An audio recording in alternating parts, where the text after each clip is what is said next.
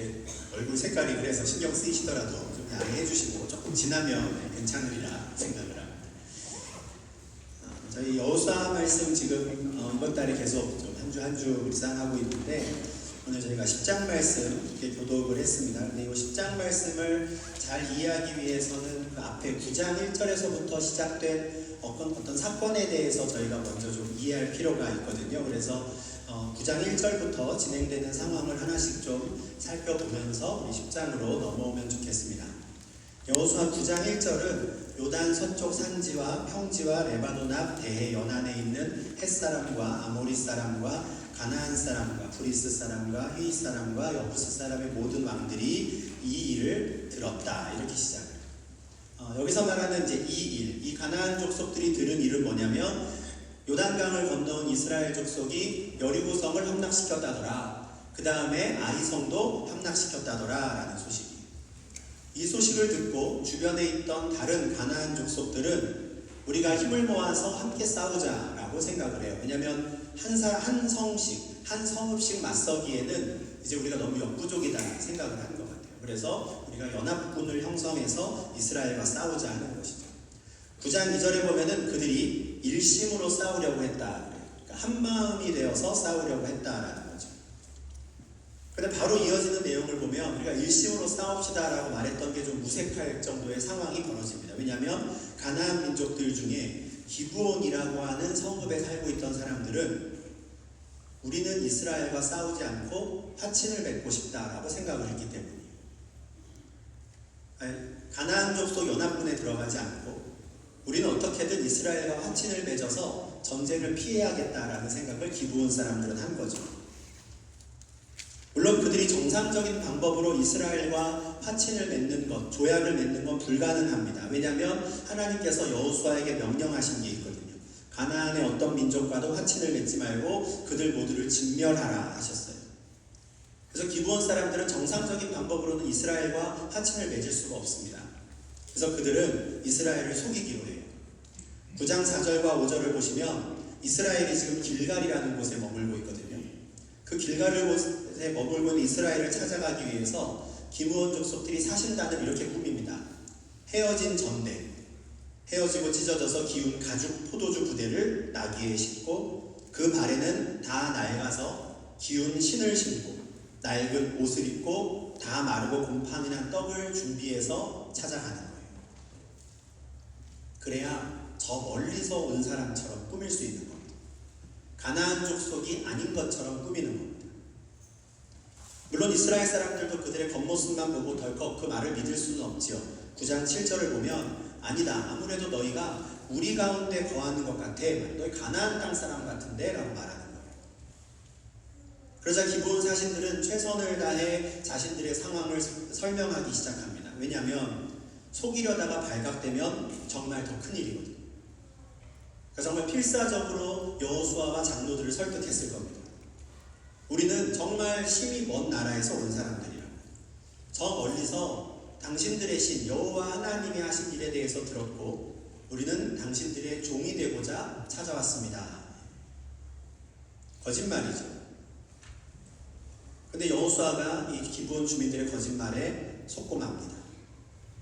정말 가나안 땅 저 멀리 저 땅 밖에서 온 사람들이구나 생각해요. 그래서 9장 15절과 같은 내용의 조약을 맺습니다. 여호수아가 그들과 화친하여 그들을 살리리라 라는 조약을 맺고 회종 족장들이 그들에게 맹세하여 우리가 여러분들을 공격하지 않겠습니다. 여러분을 죽이지 않겠습니다. 계약을 한 거죠. 근데 이때 참 안타까운 일이 하나 있습니다.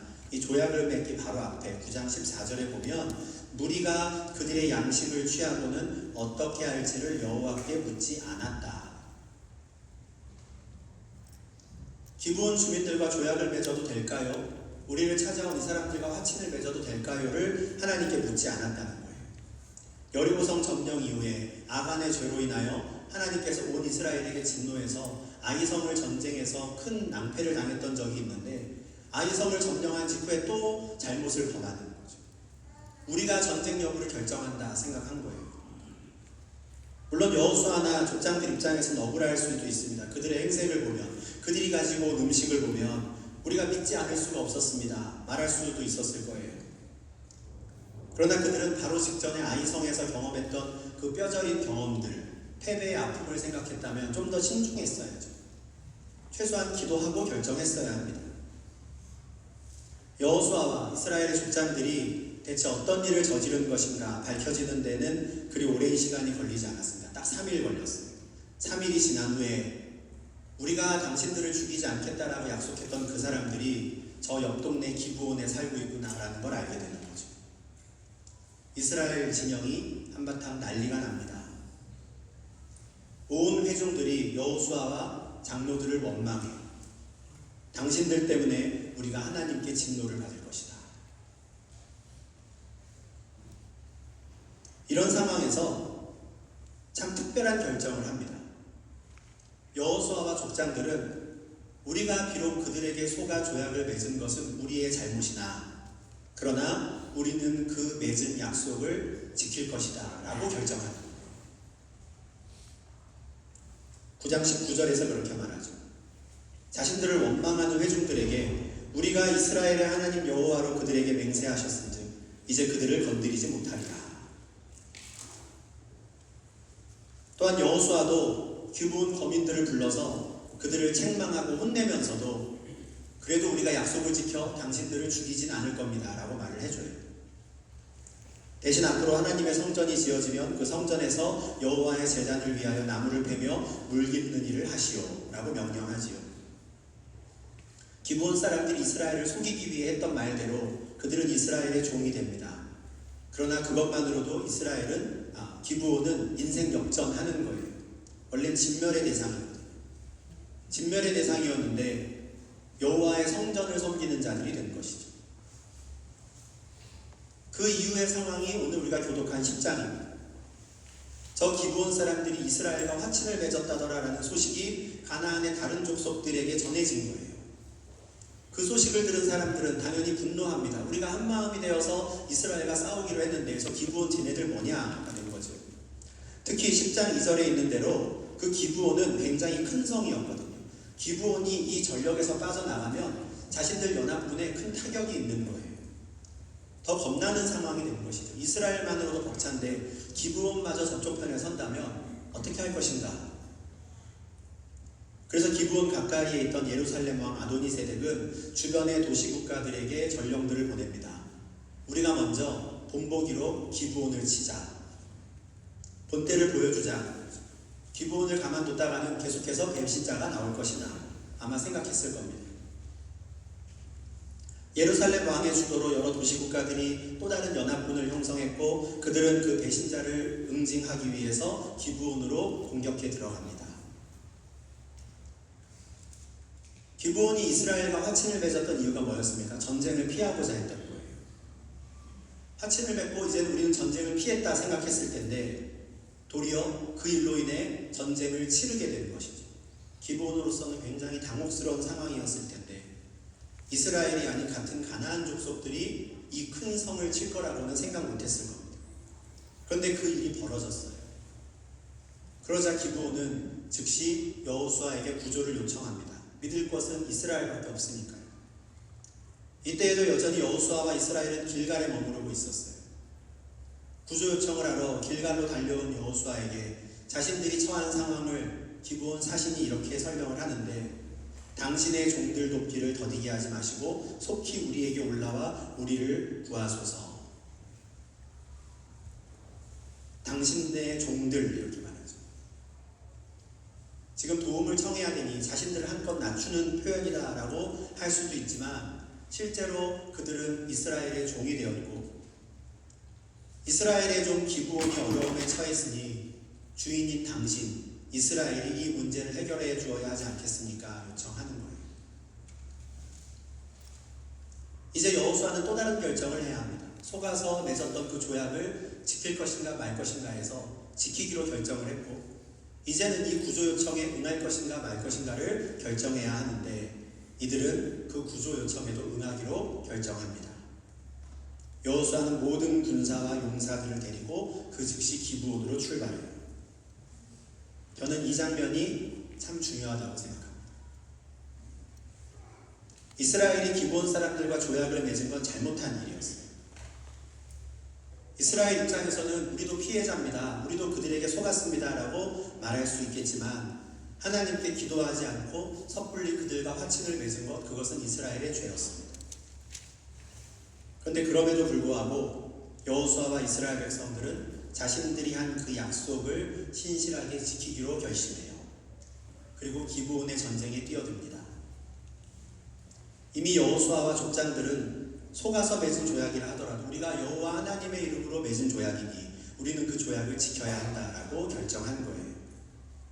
그래서 말로만이 아니라 실제로 그 조약에 신실하게 기브온을 도우러 가는 겁니다.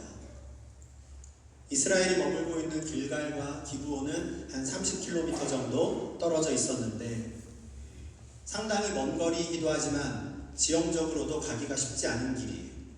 길갈에서 기브온까지가 계속 오르막길이거든요. 여호수아와 이스라엘은 30km의 이 오르막길을 완전 분장을 하고 계속 달려 올라갑니다. 9절을 보면 밤새도록 올라간다. 얼마나 성실하게 그 약속을 지키기 위해 최선을 다했는가가 나오죠. 이스라엘 군대가 밤새 달려가서 기브온 전쟁에 나타난 그 상황을 갑자기라고 표현합니다.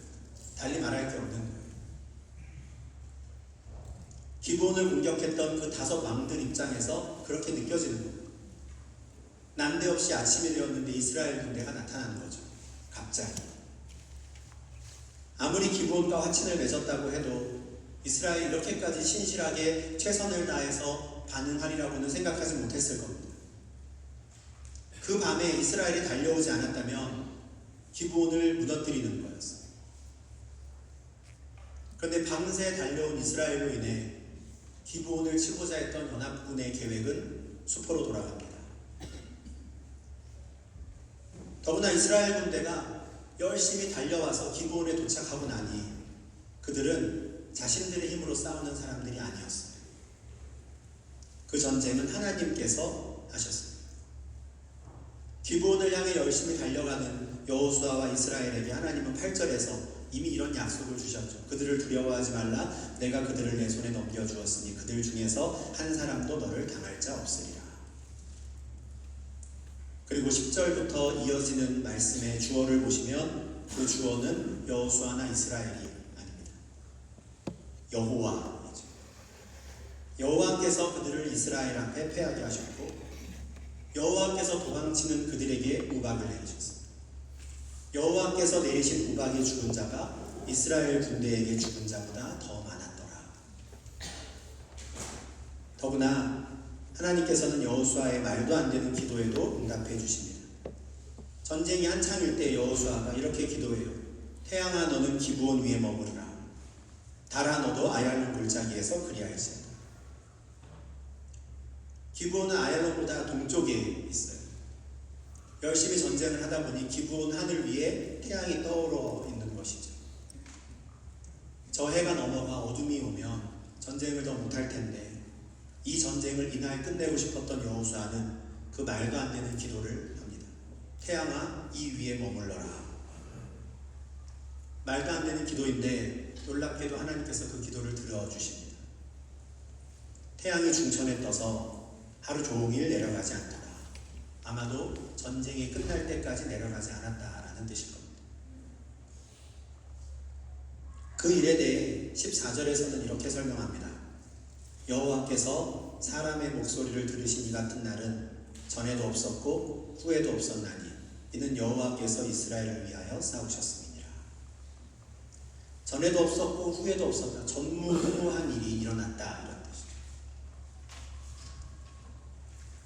근데 24절 말씀에 이르기까지 그 앞에 무슨 일이 있었는가 우리는 같이 생각을 좀 해봐야 됩니다. 9장에서부터의 상황이죠. 이스라엘이 기브온과 왜 싸웠습니까? 기브온과 조약을 맺었기 때문이었습니다. 그럼 이스라엘은 기브온과 왜 조약을 맺었습니까? 기브온에게 속았기 때문이었고 여호와께 묻지 않았기 때문입니다. 죄를 범했던 조약이었습니다. 그 조약으로 인해 온 이스라엘이 실망했고 이스라엘 족속들은 모든 가나안 족속을 진멸하라라고 하는 그 하나님 명령을 또 어기고 말았습니다. 근데 하나님께서는 그 잘못된 언약을 맺은 사람들을 위해 전무후무한 일을 행하셨다라는 거예요. 하나님께서는 그 죄를 범한 여호수아와 이스라엘에게 두려워하지 말라고 말씀하셨고, 그들이 한 사람도 너를 당할 수 없으리라, 내가 너에게 승리를 주겠다 약속하신다. 실제로 하나님께서 전쟁의 주인공이 되셔서 이스라엘에게 승리를 주십니다. 이런 내용을 곰곰이 묵상해 보면 하나님의 은혜는 참 우리가 알 수 없다라는 생각을 하게 됩니다. 왜 그렇게 하실까 하는 거죠. 그런데 이때만이 아니에요. 성경의 곳곳에서 이와 비슷한 상황들을 우리는 자주 봅니다. 많은 분들이 알고 계신 성경 이야기 중에 아마 솔로몬의 경우가 가장 대표적인 케이스일 거예요. 솔로몬이 누구의 아들입니까? 다윗의 아들이죠. 그러나 또한 그는 밧세바의 아들입니다. 다윗과 밧세바가 누굽니까? 그 유명한 다윗의 간음 사건의 주인공들입니다. 밧세바는 하나님의 마음에 합한 자였던 다윗에게 있어서 가장 지워버리고 싶은 그 사건, 어쩌면 우리가 성경에서 확인할 수 있는 다윗이 저지른 유일한 죄라고 할 수 있는 그 사건과 연관된 여인이었어요. 다윗은 밧세바와의 간음을 무마하기 위해서 살인죄도 저지릅니다. 근데 하나님께서는 굳이 그 밧세바가 낳은 아들 솔로몬으로 하여금 그 다음 왕위를 이어가게 하시는 거예요. 왜 그러실까? 왜 굳이 솔로몬일까 하는 거죠. 하나님께서는 누가 봐도 명백하게 죄를 지은 그 자리, 누군가가 넘어져 있는 그 자리에서부터 그 사람을 일으켜 세우시고 다시 일하기 시작하시는 경우들이 참 많습니다. 우리를 향한 은혜도 마찬가지잖아요. 한번 생각해 보십시오. 우리가 항상 하나님 말씀에 순종하고 항상 하나님의 뜻 가운데 사니까 하나님이 우리를 사랑해 주시고 은혜를 베풀어 주시는가? 전혀 아니죠. 가끔씩 궁금하지 않으십니까? 하나님이 나를 왜 사랑하실까? 하나님은 왜 이런 나에게 은혜를 베풀어 주실까? 누가 봐도 내가 잘못한 말이 있었고, 누가 봐도 내가 잘못 행동해서 벌어진 상황이나 내가 잘못된 판단으로 인해 겪게 된 어려운 상황이 분명한데, 그래서 너무 답답해도 누구를 원망할 수도 없는 상황인데, 그런데 오히려 그때 여전히 나에게 힘을 주시고 나에게 은혜를 베푸시는 것들을 경험하는 거죠. 오늘 본문에서 여호수아와 이스라엘 백성들 그리고 기브온 거민들이 받았던 은혜가 바로 이런 은혜예요. 하나님께 묻지 않고 저지른 일이었는데 어쩐 일인지 알 수 없으나 하나님께서 이번에는 그 일로 인해 징계하지 않으시고 오히려 더욱더 열심히 여호수아와 이스라엘 편에서 싸우시고, 심지어 여호수아의 기도를 들으시고 해와 달을 멈추는 전무후무한 일까지 하시면서 무엇이 예뻤길래, 무엇이 마음에 드셨길래 그러셨을까? 굳이 찾아본다면 아까 제가 생각했던, 중요하다고 생각했던 그 장면 아닐까 싶어요. 내가 잘못한 게 맞는데, 우리가 죄를 범한 건 맞는데 내가 그것에 대해 책임을 지겠다라고 달려가는 그 모습.